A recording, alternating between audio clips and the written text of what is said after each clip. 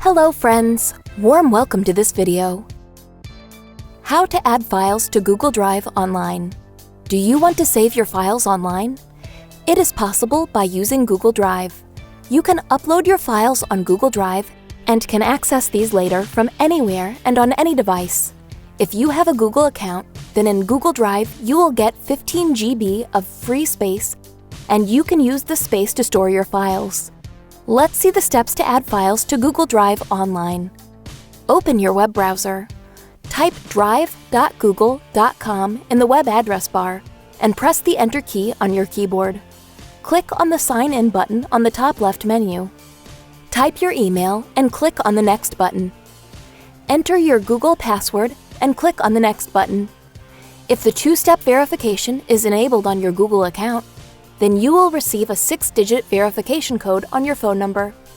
Enter the verification code and click on the Next button.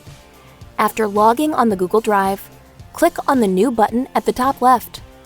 You can click on the File Upload option, or if you want to upload a folder from your PC, then click on the Folder Upload option from the drop-down list. I am going to click on this File Upload option. Select a file from your computer location and click on the Open button. This will start uploading your file. After completion of the file upload, you will see a green tick mark. Let's create a new folder to organize our uploaded files on Google Drive. Right-click on an empty space in your Google Drive page. Click on the New folder from the drop-down menu. Type a name for your new folder and click on Create.